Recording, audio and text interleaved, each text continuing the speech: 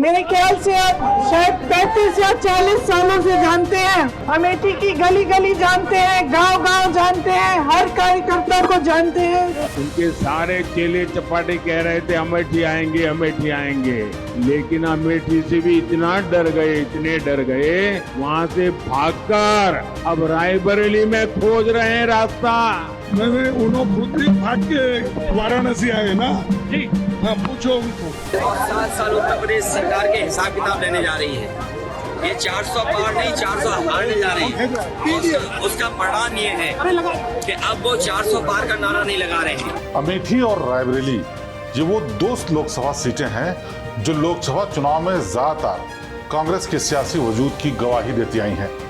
कुछ ऐसा ही इस बार भी होने जा रहा है और अमेठी रायबरेली की जनता कांग्रेस के भविष्य पर अपने वोट से आखिरी मुहर लगाने को तैयार है। नमस्कार, मैं हूं शिवेंद्र श्रीवास्तव। तमाम अटकलों, अनगिनत प्रयासों और लंबी चौड़ी बेमियादी मैराथन बैठकों के बाद आखिरकार गांधी परिवार की विरासत से जुड़ी कांग्रेस की परंपरागत सीटों में गिनी जाने वाली अमेठी और रायबरेली में कांग्रेस के उम्मीदवारों ने अपनी दावेदारी पेश कर दी है। इसके साथ ही अमेठी में स्मृति ईरानी के खिलाफ राहुल गांधी की दावेदारी और रायबरेली से प्रियंका गांधी के चुनावी डेब्यू की भविष्यवाणी फितूर साबित होती हुई दिख रही है। राहुल गांधी ने रायबरेली का रुख किया है और बीजेपी के दिनेश प्रताप सिंह के खिलाफ चुनाव लड़ने के लिए दलबल के साथ नामांकन दाखिल कर दिया है, जबकि गांधी परिवार के करीबी और सोनिया गांधी के प्रतिनिधि रहे किशोरी लाल शर्मा ने अमेठी में स्मृति ईरानी के खिलाफ बिगुल फूंक दिया है। ऐसे में सवाल ये उठता है कि आखिर राहुल गांधी ने अमेठी को दरकिनार कर रायबरेली से चुनाव लड़ने का ऐलान क्यों किया है।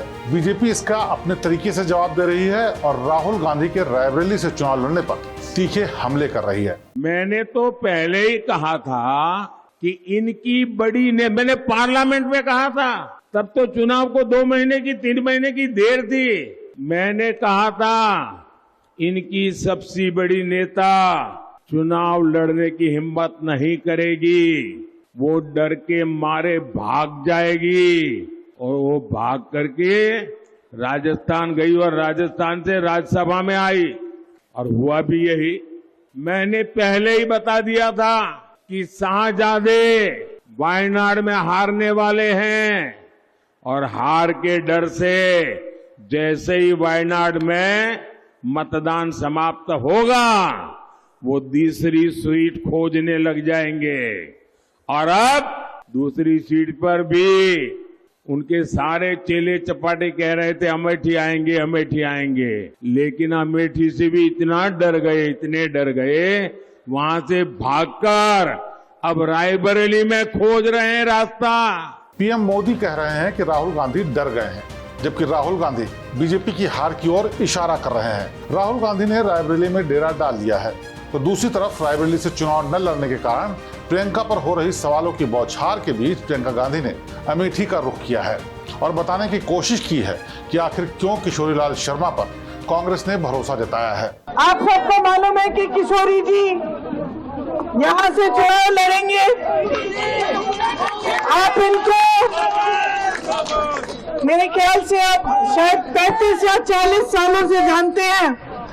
अमेठी की गली गली जानते हैं, गांव गांव जानते हैं, हर कार्यकर्ता को जानते हैं, पहचानते हैं और यहाँ की जो समस्याएं हैं, यहाँ की जो मुश्किलें हैं, उनको अच्छी तरह से जानते हैं। इन्होंने लगातार 40 सालों के लिए आपकी सेवा की है।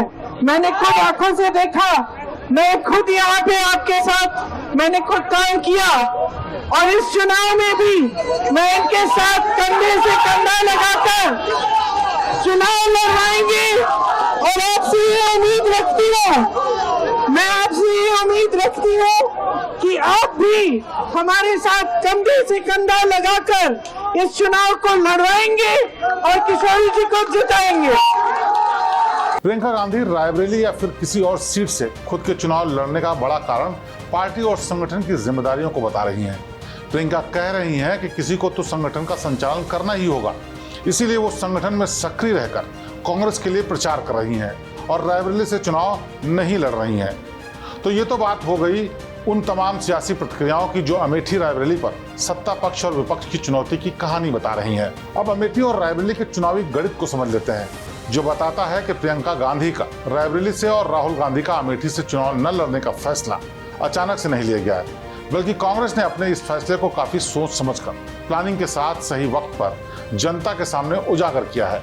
क्योंकि ये फैसला पहले लिया जाता तो जिन 190 सीटों पर शुरुआती 2 चरणों में मतदान हो चुका है, वहां भी कांग्रेस पर बीजेपी इसी बात को लेकर हमला करती, जिसको लेकर आज बीजेपी कांग्रेस को घेर रही है।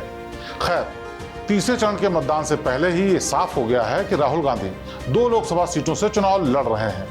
राहुल गांधी की पहली लोकसभा सीट है वायनाड की, जहां मतदान हो चुका है, और वायनाड में राहुल गांधी को केरल बीजेपी के प्रदेश अध्यक्ष के सुरेंद्रन और सीपीआई की एनी राजा से कड़ी टक्कर मिल रही है। और कोई बड़ी बात नहीं कि वायनाड के नतीजे राहुल गांधी को झटका दे दें।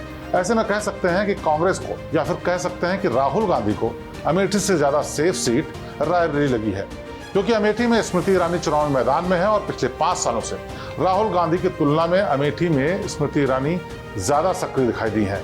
उन्होंने अमेठी के चप्पे चप्पे को जानने की कोशिश की है और खुद को अमेठी का नागरिक साबित करने के लिए अमेठी में अपना घर भी बना लिया है। जबकि रायबरेली ऐसी सीट रही है जिसने 2019 लोकसभा चुनाव में कांग्रेस की यूपी में इज्जत बचा ली थी, और जब कांग्रेस का पूरे यूपी में सुपड़ा साफ हो गया था, तब भी सोनिया गांधी ने रायबरेली से चुनाव जीतकर कांग्रेस को यूपी में एकमात्र लोकसभा सीट जिताने का करिश्मा कर दिखाया था।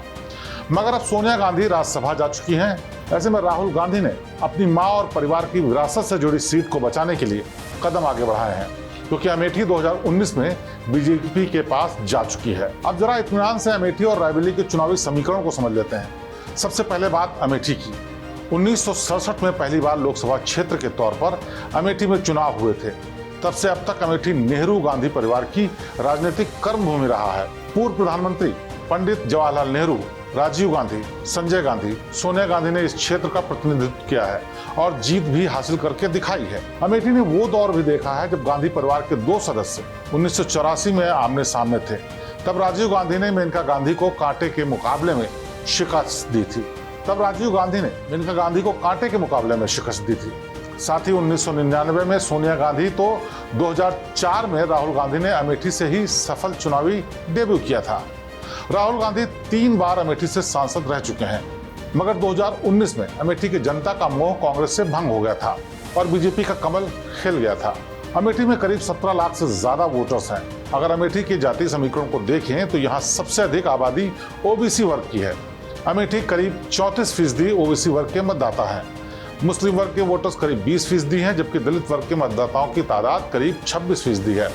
और यहाँ करीब 8% ब्राह्मण, करीब 12% राजपूत मतदाता भी हैं, जो ये बताते हैं कि यहाँ के मौजूदा वोटर्स में एक बड़ा वर्ग, जिसमें ब्राह्मण, राजपूत और अलग अलग जातियों में बटा ओबीसी वर्ग शामिल है, वो बीजेपी के पक्ष में नजर आ रहा है। क्योंकि गांधी परिवार के खिलाफ यहाँ सत्ता विरोधी लहर कैसी है, इसका परिणाम देश 19 में देख चुका है। ऐसे में किशोरीलाल शर्मा को उतारकर कांग्रेस दावा कर रही है कि वो अमेठी के गांव-गांव से वाकिफ है और यहाँ काम कर चुकी है, जिसके चलते वो स्मृति ईरानी को शिकस्त दे सकते हैं। मगर हकीकत क्या है ये आप भी जानते हैं, जिसको बखूबी समझकर राहुल गांधी ने रायबरेली का रुख किया है। रायबरेली में करीब 17 लाख से ज्यादा वोटर्स हैं। 1971 से अब तक सिर्फ 3 बार ऐसा हुआ है जब कांग्रेस को छोड़कर किसी दूसरी पार्टी के नेता ने रायबरेली का गढ़ जीता है, जो ये बताता है कि कांग्रेस का रायबरेली में क्या दबदबा है। इंदिरा गांधी रायबरेली से 2 बार, सोनिया गांधी 4 बार सांसद रह चुकी हैं। रायबरेली में बीजेपी दिनेश प्रताप सिंह पर दांव खेल रही है। 2019 में दिनेश प्रताप सिंह रायबरेली में दूसरे नंबर पर रहे थे और सोनिया गांधी ने उन्हें शिकस्त दी थी। रायबरेली लोकसभा क्षेत्र में कुल मिलाकर 34% दलित मतदाता है।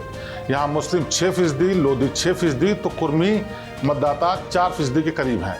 अन्य जाति वर्ग के मतदाताओं की तादाद भी करीब 23% होने के अनुमान है, जबकि 11% ब्राह्मण, करीब 9% राजपूत, 7% यादव वर्ग के मतदाता भी रायबरेली में मौजूद हैं। कुल मिलाकर रायबरेली में दलित, मुस्लिम और यादव वोट बैंक मिलाकर निर्णायक भूमिका निभा सकता है, जिस पर अखिलेश अपने पीडीए के जरिए अपना दावा पेश करते आए हैं। और फिलहाल अखिलेश राहुल के साथ हैं, तो राहुल के लिए रायबरेली में अच्छे संकेत हैं। 7 साल उत्तर प्रदेश सरकार के हिसाब किताब लेने जा रही है।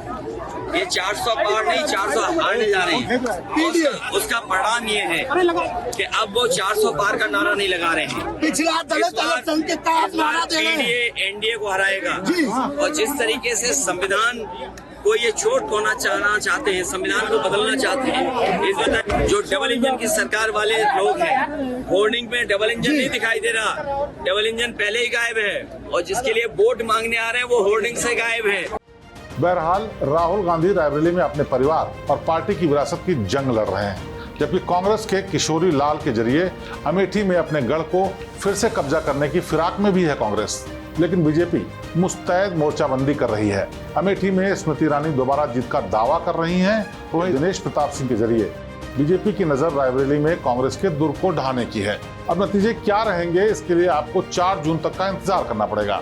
लेकिन राहुल गांधी का अमेठी छोड़कर रायबरेली जाना, प्रियंका गांधी का चुनाव लड़ने से परहेज करना जनता के बीच कांग्रेस के विजयी दावों पर डेंट लगा सकता है। फिलहाल आज की इस खास पेशकश में मेरे साथ बस इतना ही। फिर आपसे होगी मुलाकात। नमस्कार। उत्तर प्रदेश की हर खबर से अपडेट रहने के लिए श्रेष्ठ यूपी को करें सब्सक्राइब, बेल आइकन दबाएं और देखते रहें श्रेष्ठ यूपी।